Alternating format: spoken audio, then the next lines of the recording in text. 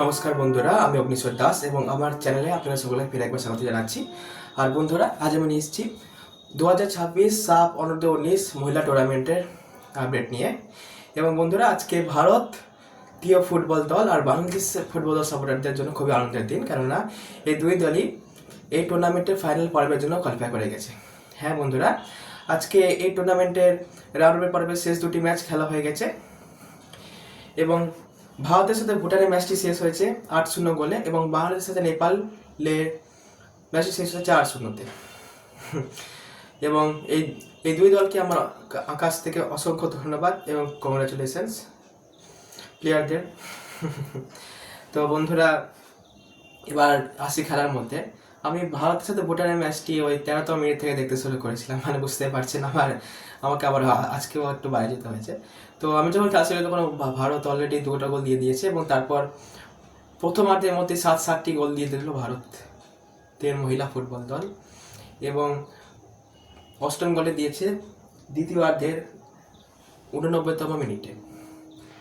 গোল করেছেন আমাদের ভারতীয় মহিলা দলে লিংডো ব্যাসনেট, পার্ল ফার্নান্ডেস, যিনি হ্যাট্রিক করেছেন প্রথমার্ধের মধ্যেই, লিন্ডা এবং বর্মন, যিনি 2টি গোল করেছেন এবং আজকে শেষ গোলটি উনি করেছেন বন্ধুরা। এবং এইভাবে তারা ভুটানকে হারিয়ে গ্রুপ রানার আপ হয়ে এই রাউন্ড রবিন পর্বটি শেষ করে ফাইনালের জন্য উত্তীর্ণ হয়েছে ভারতীয় ফুটবল দল। আর অন্যদিকে বাংলাদেশের মহিলা দল নেপালের মহিলা দলকে 4-0 গোলে হারিয়েছে। বাংলাদেশের অল্পি হ্যাট্রিক করেছেন এবং এর জন্য ওনাকে কংগ্রাচুলেশনস। আর আরেকটি গোল করেছেন বাংলাদেশের প্রতিমা 3য় মিনিটে। তো বন্ধুরা, এই রাউন্ড রবিন পর্বটি লাস্ট স্ট্যান্ডিংটি কিছুটা এরকম। বাংলাদেশ 9 পয়েন্টস পেয়ে প্রথম স্থানে গ্রুপ চ্যাম্পিয়ন হয়েছে এবং এই টুর্নামেন্টে ওরা এখনো অবধি একটাও গোল খায়নি বন্ধুরা। দ্বিতীয় স্থানে আছে ভারত, 2টি জয় আর 1টি হার, 6 পয়েন্ট পেয়ে দ্বিতীয় স্থানে আছে। নেপাল 1টি জয় 2টি পরাজয়, 3 পয়েন্ট পেয়ে তৃতীয় স্থানে এবং ভুটান 3টি ম্যাচই হেরে গেছে এবং এই গোটা টুর্নামেন্টে তারা শুধু একটাই গোল করতে পেরেছিল এবং 0 পয়েন্ট পেয়ে তারা চতুর্থ স্থানে ফিনিশ করেছে বন্ধুরা। তো বন্ধুরা, আমি একটাই কথা বলতে চাই যে ভারত আর বাংলাদেশ এই দুই দলে খুবই অসাধারণ ফুটবল খেলেছে গোটা টুর্নামেন্ট জুড়ে। শুধু নেপালে শুধু বাংলাদেশের ম্যাচটা ভারত একটু ভারতীয় মহিলা দল ভালো খেলতে পারেনি, এর বাকি সবই ঠিকই আছে বন্ধুরা। আর এই প্রসঙ্গে বলতে চাই যে ভারত এবং বাংলাদেশের ফাইনাল ম্যাচটি হতে চলেছে 7 তারিখ বিকেল 3টের সময়। তো বন্ধুরা, আপনারা যারা ভারতীয় ফুটবলের সমর্থক তারা অবশ্যই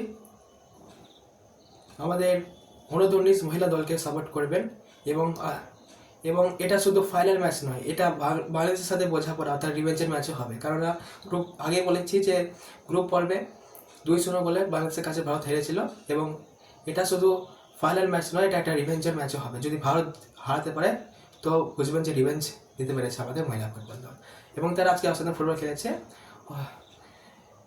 এই জন্য ওদের সবাইকে অসংখ্য অভিনন্দন, বিশেষ করে পার্ল ফার্নান্ডেসকে, যিনি হ্যাট্রিক করেছে। তো বন্ধুরা, আজকের জন্য এটুকুই। এই ভিডিওটি ভালো লেগে থাকলে লাইক করবেন এবং প্রিয়জনদের মধ্যে শেয়ার করে দেবেন। আর এরকম আরও ভিডিও পেতে চাইলে আমার এই চ্যানেলটিকে সাবস্ক্রাইব করতে ভুলবেন না বন্ধুরা।